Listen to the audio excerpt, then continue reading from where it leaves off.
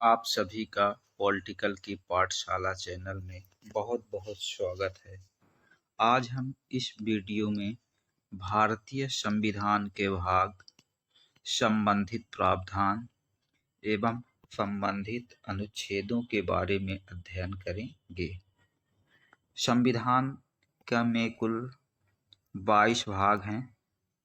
इन सभी भागों को एक एक करके समझने का प्रयास करेंगे, जो प्रतियोगी परीक्षाओं की दृष्टि से और साथ ही राजनीति विज्ञान विषय के अध्ययन की दृष्टि से बहुत ही महत्वपूर्ण है। भारतीय संविधान के भाग 1 में संघ और राज्य क्षेत्रों के बारे में बताया गया है, जो अनुच्छेद 1 से 4 तक में वर्णित है।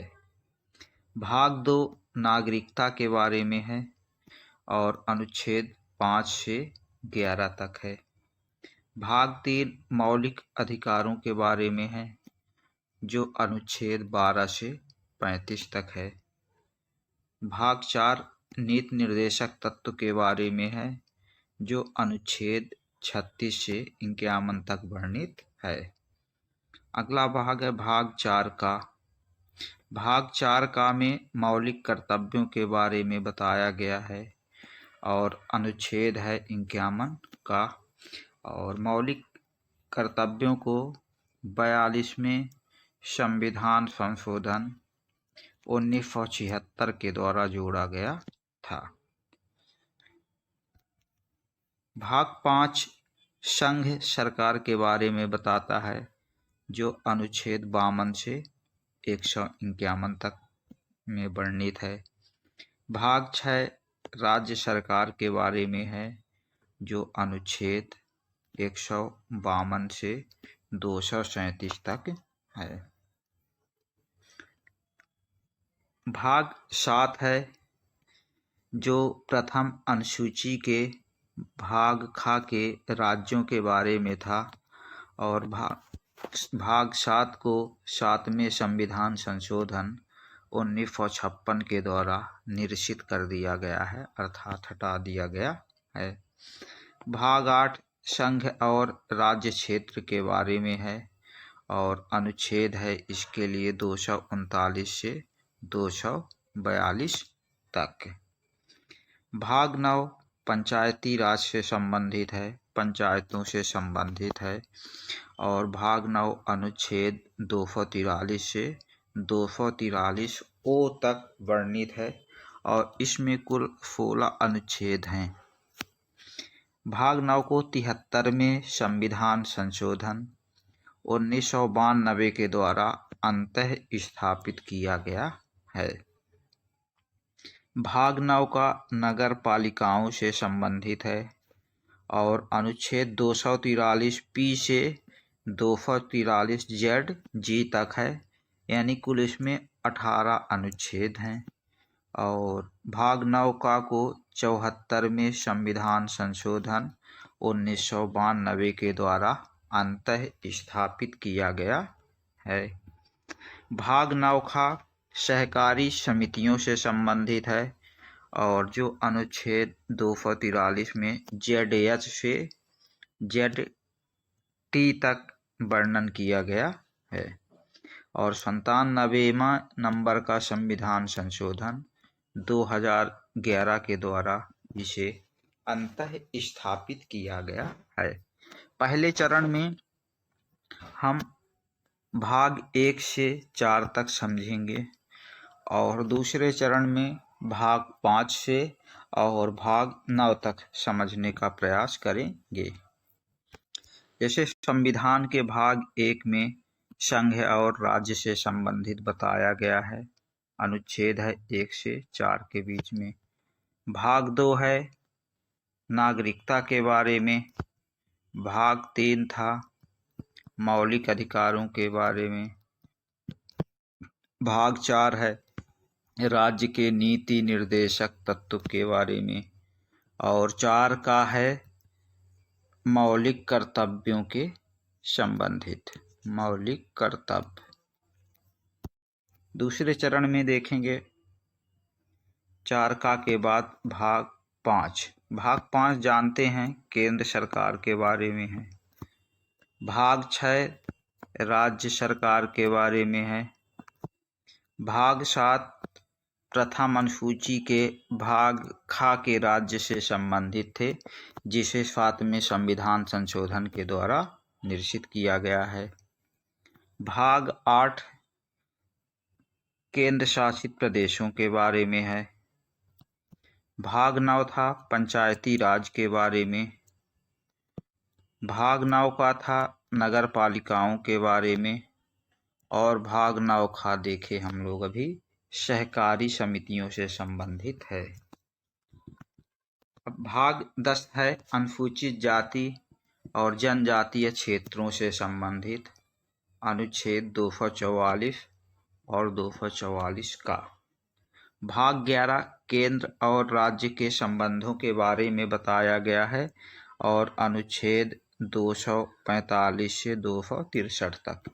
भाग 11 में केंद्र राज्य के विधायी संबंध का वर्णन है और विधायी संबंध के बाद प्रशासनिक संबंधों का वर्णन है।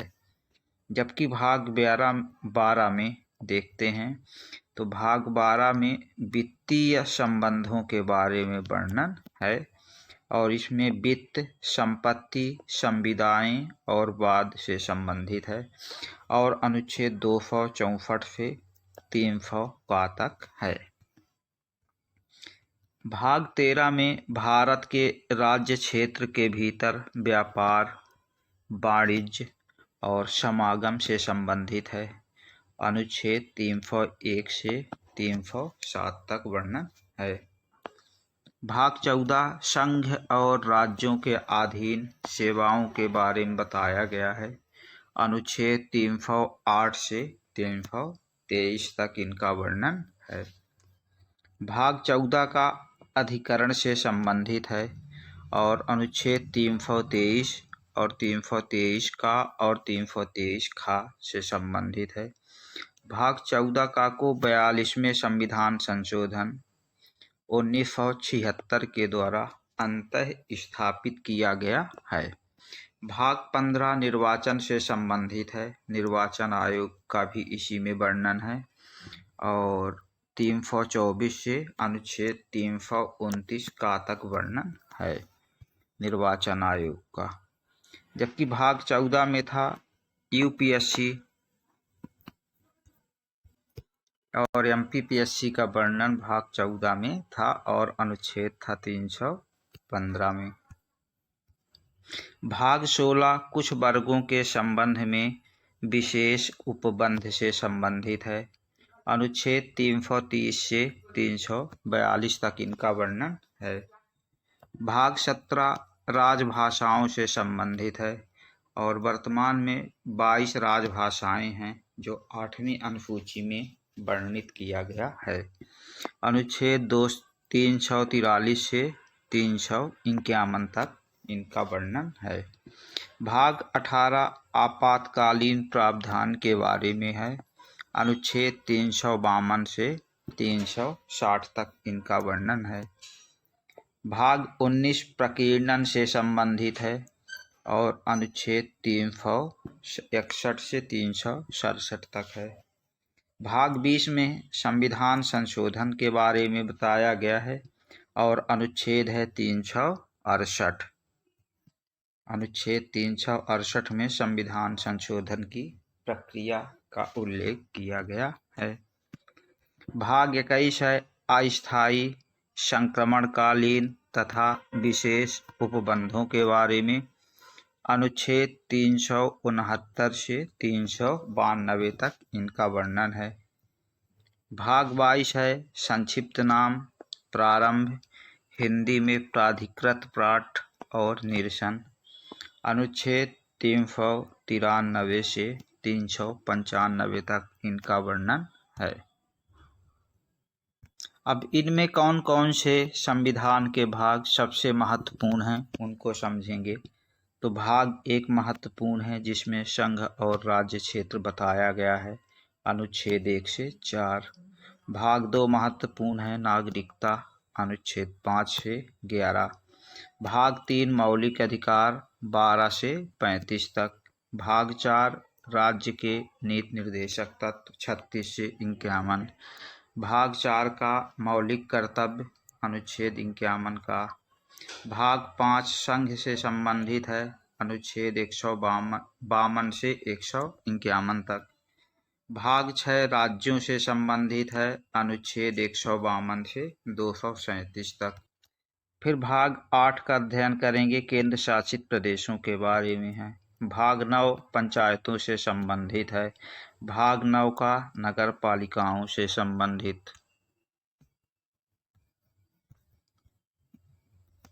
फिर है भाग 11 जो केंद्र और राज्यों के मध्य संबंधों के बारे में है, इसका अध्ययन करेंगे।